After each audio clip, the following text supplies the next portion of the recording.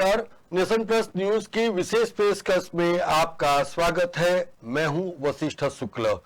दोस्तों, आजकल चुनावी सरगर्मी पूरे देश में उफान ले रही है और दूसरी ओर 2047 तक भारत को विकसित भारत बनाने की दिशा में जो कदम उठाए जा रहे हैं, उसी की तर्ज पर ताल ठोककर प्रधानमंत्री नरेंद्र मोदी ने भी ये दावा किया कि आने वाली तीसरी टर्म भी मोदी सरकार की ही होगी।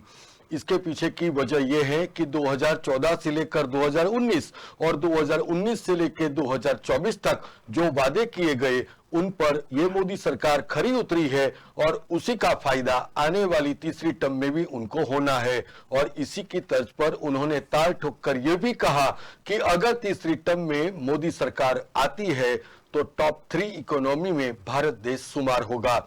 मगर क्या आपको पता है कि जिस अर्थव्यवस्था की बात प्रधानमंत्री कर रहे हैं, उस पर किसकी तिरछी नजर है? दोस्तों, आज जानना यह भी इसीलिए अहम है क्योंकि एक तरफ पूरे विश्व में जब भारत विश्व गुरु बनने की दिशा में जा रहा है, तब अर्थव्यवस्था को तहस नहस करने के लिए ऐसे कौन से तत्व हैं जो भारत देश को खोखला कर रहे हैं, वो समझना भी इतना ही अहम है। दोस्तों, आज मैं आपको रूबरू करवाने जा रहा हूं ऐसी हस्ती से जिन्होंने ऐसी ऐसी चीजों को लोगों समक्ष लाया है कि जिन्हें सुनकर आप चौंक जाएंगे। जी हां, मैं बात कर रहा हूं हिंदू जन जागृति समिति के राष्ट्रीय प्रवक्ता रमेश शिंदे जी से। रमेश शिंदे जी ने बहुत सारी पुस्तकों के माध्यम से जो हलाल जिहाद है, जो हलाल इकोनॉमी है, जिसका पूरे भारत में जो मार्केट है वो 100 बिलियन करोड़ डॉलर का है, तो यही दिखाता है कि आने वाले दिनों में अर्थव्यवस्था पर यह हलाल इकोनॉमी किस तरीके से हावी हो रही है। शिंदे जी, नेशन प्लस न्यूज की इस पेशकश में आपका स्वागत है। धन्यवाद। शिंदे जी, सबसे पहले तो आप मुझे ये बताइए, हिंदू जन जागृति समिति का बेसिक काम क्या है? हिंदू जन जागृति समिति का मूल उद्देश्य है कि हिंदू समाज की जागृति और हिंदू राष्ट्र के दिशा में इस देश को लेकर के जाना। और जिस तरीके से, जिस पद्धति से आज सरकार कार्य कर रही है तथा हिंदू संगठन जो कार्य कर रहे हैं, तो मुझे लगता नहीं है कि इसके बारे में कोई बाधा होगी हमारे मन में। क्योंकि हिंदुत्व या हिंदुत्व को जब हम देखते हैं राष्ट्रीयत्व के दृष्टिकोण से, तो उसमें पूरे विश्व में एक ही धर्म है जो विश्व बंधुत्व की बात करता है, विश्व कल्याण की बात करता है, वसुधैव कुटुंबकम की बात करता है। और आज जिस प्रकार से मोदी जी के द्वारा केवल राम मंदिर भारत में नहीं बन रहा है, तो विदेश में भी बन रहा है, तो मुझे ऐसे लगता है कि ये हमारा प्रारंभ है कि इस दिशा में हम बढ़ रहे हैं। तो क्या ये माना जाए कि हिंदुओं की जो सामाजिक समस्या है, राष्ट्रीय समस्या है या फिर कोई धार्मिक समस्या है, उनको, उनकी जो समस्या है उनको उजागर करने में ये समिति आगे काम कर रही है? जी, हमारे बहुत सारे विषयों पर आज काम चल रहा है। जैसे आज हम देख रहे हैं कि सेक्युलर अर्थव्यवस्था में हमारे मंदिर जो है वो वामपंथियों के हाथ में है। दक्षिण भारत में जो धर्म ही नहीं मान रहे हैं वो हमारे मंदिर चला रहे हैं। तो ऐसे लेकर के मंदिरों के बारे में कार्य चल रहा है। लव जिहाद जैसी एक बहुत बड़ी समस्या पर मैं पूरे भारत में मैंने पहला इस पर पुस्तक लिखा था और इस विषय को लेकर के करीब करीब पिछले 20 वर्षों से मैं समाज में जागृति का कार्य कर रहा हूं। और आज उसका परिणाम भी ये है कि आज 8 राज्यों में उसके लिए कानून भी बन चुका है। तो ऐसी कई सारी विषयों पर हिंदू जन जागृति समिति कार्य भी करती है। कानूनन जो हमारे प्रावधान है उसके अंदर सूचना का अधिकार, आरटीआई का उपयोग करना, जनहित याचिका करना तथा समाज को संगठित करके हिंदू समाज में एक जागृति और संगठन लाना, ये सारे उद्देश्य से कार्य चालू है। जी, मगर शिंदे जी, मैं आपसे ये भी जानना चाहता हूं कि जिस तरीके से जो हिंदू जन जागृति समिति है वो पूरे देश भर में आप प्रवास करते हैं और इसमें लव जिहाद है, लैंड जिहाद है और हलाल जिहाद के बारे में भी आप लोगों को जागरूक करते हैं, तो आप मुझे ये बताइए कि आपके ये दौरे में आपने क्या पाया अल्टीमेटली? जी, देखिए, आज यदि हम देखेंगे तो भारत की स्वतंत्रता के बाद भारत में विभिन्न प्रकार के आक्रमण आज भी चल रहे हैं। और ये जो आक्रमण चल रहे हैं, तो इन आक्रमणों के लिए हमें समाज में उतना ही बड़ा जागरण करने की आवश्यकता है। जैसे उदाहरण के लिए मैं आपको बताना चाहूंगा कि आज लव जिहाद के बारे में जब भी बातें आती है तो अभी तो कुछ वामपंथियों ने लव जिहाद इज अ मिथ नाम से पुस्तक भी प्रकाशित किया है, लेकिन वो वास्तविकताओं को भूल रहे हैं। मैं अभी भारत की पहली केस के बारे में बताना चाहूंगा कि लव जिहाद के बारे में जिसके अंदर पनिशमेंट हुआ है, वो पहला केस यदि भारत का है वो झारखंड के रांची का है।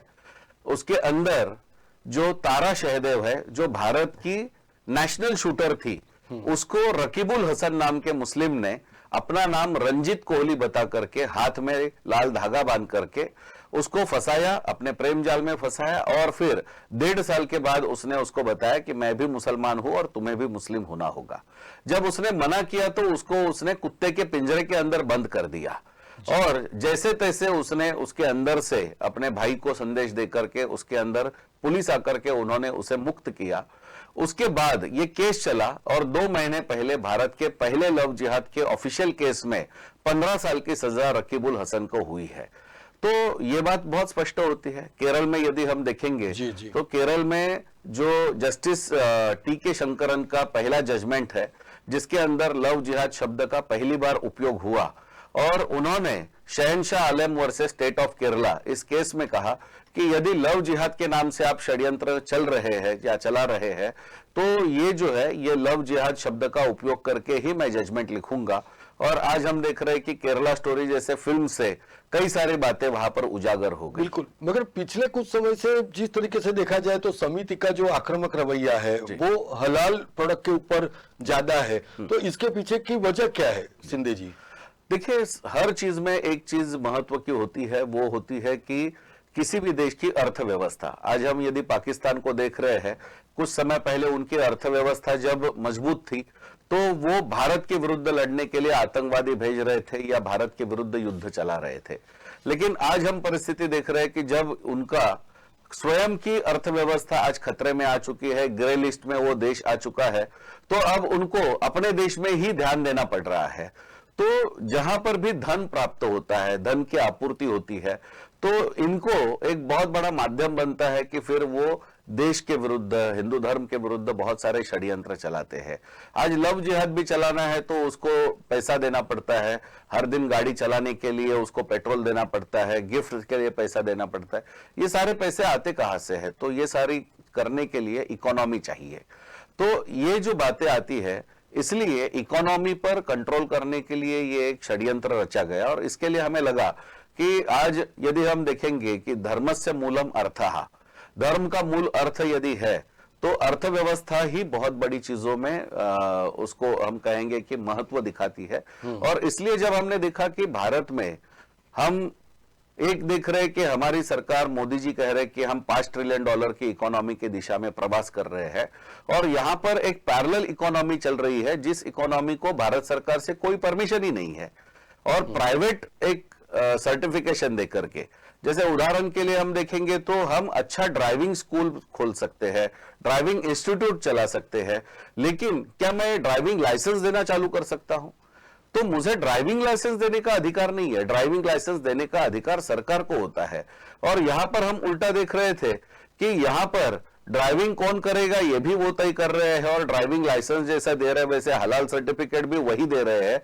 तो इसलिए हमें लगा कि इस मुद्दे को लेकर के समाज के पास जाना चाहिए। तो आपको ऐसा नहीं लगता कि जिस तरीके से भारत में अभी जो FSSAI है या फिर FDA है वो ऑलरेडी अवेलेबल है और वो बहुत ही रिनाउंड एक गवर्नमेंट ऑर्गेनाइजेशन है, तो आप क्या मानते हैं कि एक देश में 2 कानून, ऐसा तो पॉसिबल नहीं है ना शिंदे जी? हाँ, आपने जो कहा वैसे ही है कि आज भारत में जो FSSAI का जो कानून है, तो FSSAI का कानून या FSSAI का जो मार्क है वो करीबन 192 कंट्रीज में एक्सेप्टेबल है।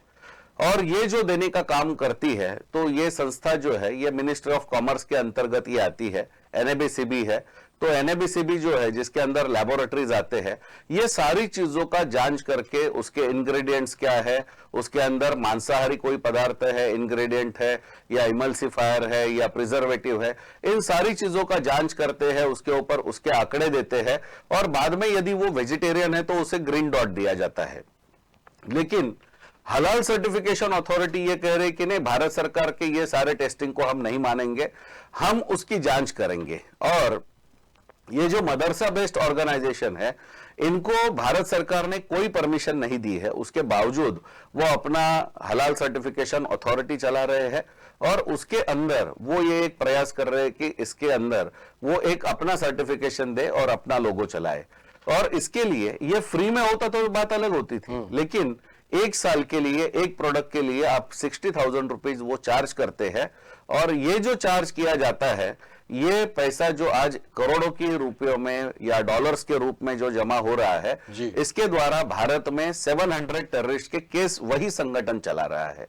तो ये पैसा जो जमा किया जा रहा है वो पूरी तरीके से इलीगल है, इसलिए ही हमने इस विषय में जागृति करने का प्रयास किया है। मगर जिस तरीके से उत्तर प्रदेश में योगी सरकार ने बड़ी सख्ती के साथ कदम उठाया और ये हलाल सर्टिफिकेशन को के ऊपर प्रतिबंध भी उन्होंने रखा, तो आप क्या मानते हैं जो बीजेपी रूल्ड जो स्टेट्स हैं, तो ये कर ही सकते हैं? निश्चित रूप से मुझे ऐसा लगता है कि योगी जी ने जो प्रयास किया है, तो योगी जी के द्वारा जो प्रयास उन्होंने दिसंबर 2023 में हलाल सर्टिफिकेशन को बैन किया, और केवल बैन किया ऐसे नहीं है, तो उन्होंने 15 दिन का मोहलत दी थी और हर मॉल को कहा था कि आपके पास जितने भी प्रोडक्ट है वो सब हलाल सर्टिफाई निकाल दीजिए।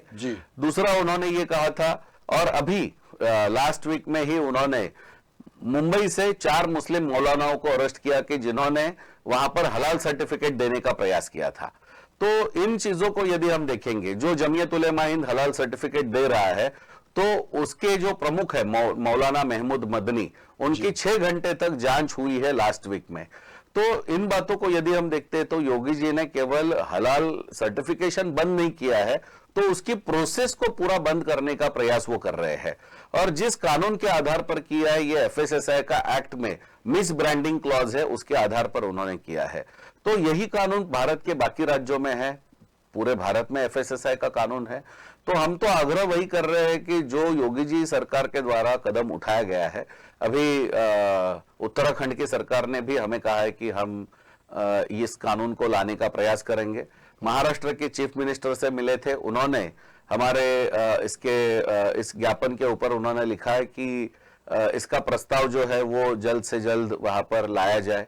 तो मुझे ऐसा लगता है कि ये जो है आने वाले समय में ये पूरे भारत में होगा और मोदी जी की सरकार तो वापस लौटेगी, तो मुझे लगता है कि पूरे देश में भी ये कानून जो है ये निश्चित रूप से होना चाहिए। जी, तो क्या ये माना जाए कि आपकी जो रिक्वेस्ट थी, समिति की ओर से जो मांगे थी, इसमें ज्यादातर एक का पॉजिटिव एटमॉस्फेयर क्रिएट हो रहा है सिंधे जी?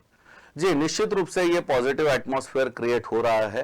और जहां तक हम इस उदाहरण को लेकर के चलेंगे, तो मुझे लगता है कि इसके अंदर किसी के धर्म या मजहब की कोई बात ही नहीं है, ना तो हम किसी के हलाल खाने के विरोध में बात कर रहे हैं। सिर्फ हमारा ये कहना है कि जैसे हलाल सर्टिफिकेट की जो बात की जा रही है, तो भारत सरकार का कोई भी सर्टिफिकेशन यदि किसी प्रोडक्ट को वेजिटेरियन डिक्लेयर कर रहा है, तो उसे फिर से पैसा लेकर के कोई ये जो लूट हमारे व्यापारियों की या हमारे इकोनॉमी के अंदर कर रहे हैं, ये इलीगल है और वो नहीं होनी चाहिए। तो हलाल के लिए तो शुरुआत लोगों के मन में ये रहता था कि नहीं, ये मांस के बारे में है। आज हलाल सर्टिफिकेट के द्वारा कॉस्मेटिक्स हो रहा है, बिल्डिंग हलाल सर्टिफिकेट के द्वारा वेबसाइट्स हलाल सर्टिफिकेट में आ रही है। तो इन चीजों को मुंबई के अंदर शेयर मार्केट, जी क्रूज है, मुंबई के अंदर शेयर मार्केट भी हलाल सर्टिफाइड शेयर मार्केट चालू हुआ है। तो ये कोई बात इसमें से यदि हम देखेंगे तो ये किसी मजहब में कहीं लिखी हुई नहीं है। तो इसलिए ये जो एक प्राइवेट इकोनॉमी बना करके भारत का और भारत के व्यापारियों का नुकसान करने का षड्यंत्र चल रहा है, इसे रोकना आवश्यक है। तो मैं आपसे ये भी जानना चाहता हूं कि जिस तरीके का जो सर्वे है, इसमें करीबन मोटी मोटी में बात करूं तो भारत की जो हलाल इकोनॉमी है वो $100 बिलियन की है। तो आप क्या मानते हैं कि ये बहुत बड़ी रकम है, बहुत बड़ी राशि है? तो आप मानते हैं कि ये किसी भी अर्थव्यवस्था को तहस नहस करने में ये काफी है? निश्चित रूप से। देखिए, आज जिस तरीके से हम ये देख रहे हैं कि एक प्राइवेट इकोनॉमी को यदि इतना बढ़ावा मिल जाए और एक प्राइवेट इकोनॉमी के अंदर यदि इतने बड़ी मात्रा में पैसे जमा हो, पूरे विश्व के लेवल पर $2 ट्रिलियन की इकोनॉमी अब हलाल इकोनॉमी बन चुकी है। विश्व की फास्टेस्ट ग्रोइंग इकोनॉमी यदि कोई है तो वो हलाल इकोनॉमी है, जबकि उसको कानून से कोई अधिकार ही नहीं है, ना आधार है। तो इसलिए हमारा ये कहना यही है इसके अंदर कि जब इकोनॉमी किसी की भी स्ट्रांग होगी तो उस पैसे का उपयोग गलत गलत चीजों में होगा।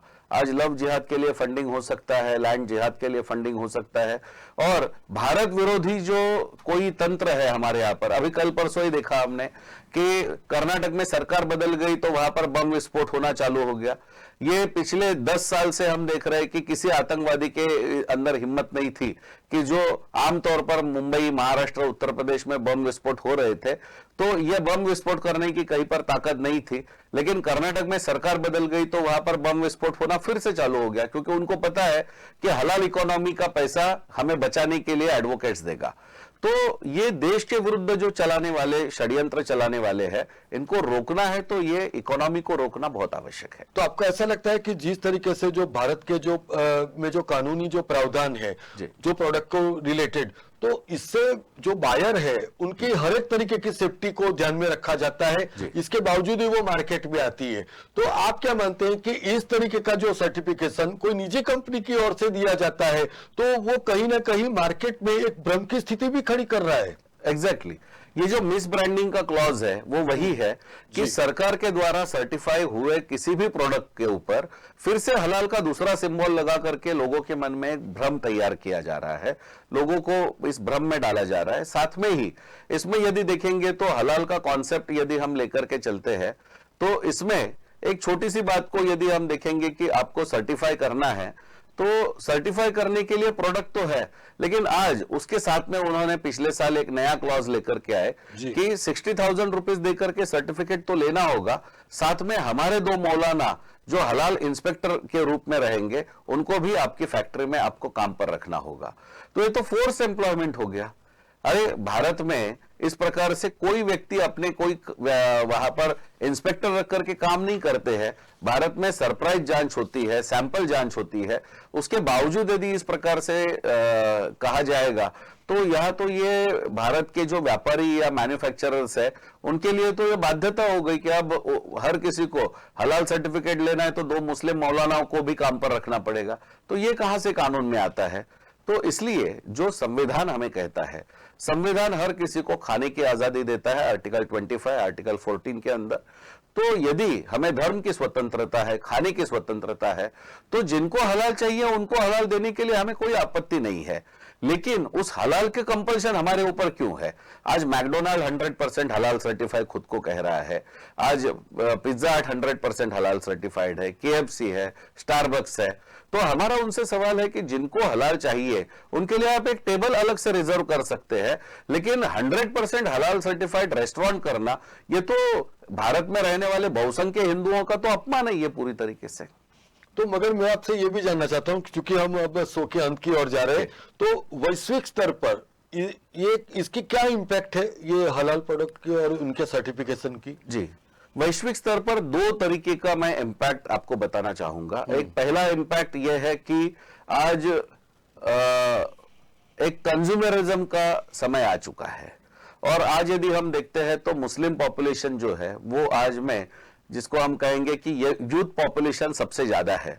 इसलिए अमेरिका के अंदर हलाल ब्रांडिंग के कोर्सेस चालू है अभी, और इसको बहुत बड़ी मात्रा में करने का प्रयास किया जा रहा है, जबकि वो समझ नहीं रहे कि हलाल का पैसा उसी अमेरिका में जो इंटेलिजेंस का रिपोर्ट है, ऑस्ट्रेलिया में जो इंटेलिजेंस का रिपोर्ट है वो ये बता रहा है कि अल इमदाद फाउंडेशन जैसे संगठन ये हलाल का पैसा टेररिज्म को सपोर्ट में दे रहे हैं।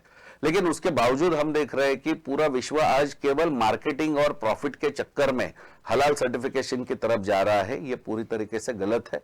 लेकिन इसमें यूरोप का यदि हम उदाहरण लेंगे तो यूरोप में वहां के सुप्रीम कोर्ट ने हलाल मीट के अगेंस्ट वहां पर जजमेंट दे दिया कि हलाल is the most cruel method, इस प्रकार से उन्होंने कहा, और हलाल के ऊपर बैन लग चुका है।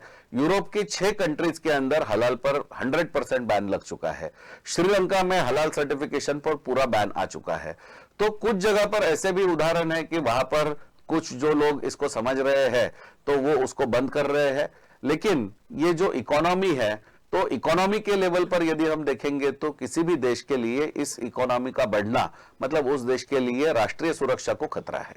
और अब संक्षिप्त में मैं आपसे यह जानना चाहता हूं कि कितने ऑप्टिमिस्टिक हैं आप, आपकी समिति सरकार की पास जो आप मांगे लेकर जा रहे हैं तो वो फुलफिल होगी, कितने आश्वस्त हैं?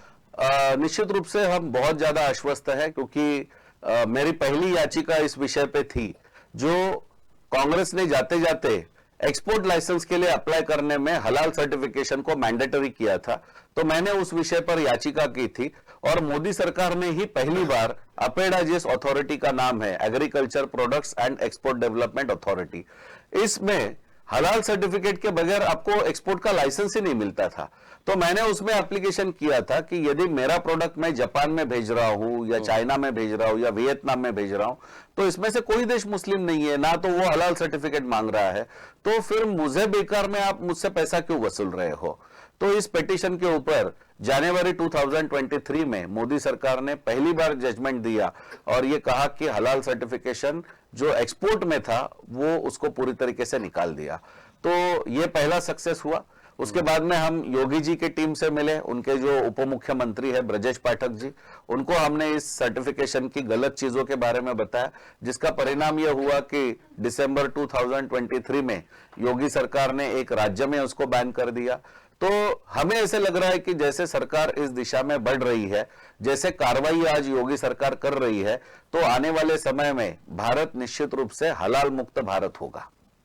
बिल्कुल। तो दोस्तों, ये थे हिंदू जन जागृति समिति के राष्ट्रीय प्रवक्ता रमेश जी शिंदे। सबसे अहम बात यह है कि अगर भारत टॉप 3 इकोनॉमी की ओर आगे कदम बढ़ा रहा है, वहीं दूसरी ओर एक देश में 2 कानून, 2 विधान और 2 निशान कैसे चलेंगे, तो उनका जो खामियाजा है वो कहीं ना कहीं भारत देश को होता है। और निश्चित रूप से उन्होंने डंके की चोट पर यह भी कहा कि ये जो प्रोडक्ट के ऊपर जिस तरीके से उत्तर प्रदेश सरकार ने कार्यवाही की, उसी तर्ज पर देश के हर एक स्टेट में ये लागू होना चाहिए, तभी जाकर 2047 तक विश्व गुरु बनने की दिशा में हमारा जो अभियान है वो सही मायने में कारगर साबित होगा। हमारे शो में जुड़ने के लिए रमेश जी शिंदे जी, आपका बहुत बहुत शुक्रिया। हम नए विशेष पेशकश के साथ फिर उपस्थित होंगे, तब तक के लिए रजा दीजिएगा। धन्यवाद। સમાચારોના સતત અપડેટ માટે નેશન પ્લસ ન્યૂઝના યુટ્યુબ ચેનલને સબસ્ક્રાઇબ કરો, બેલ આઇકન દબાવો અને ફોલો કરો ઇન્સ્ટાગ્રામ, ફેસબુક અને ટ્વિટર પર।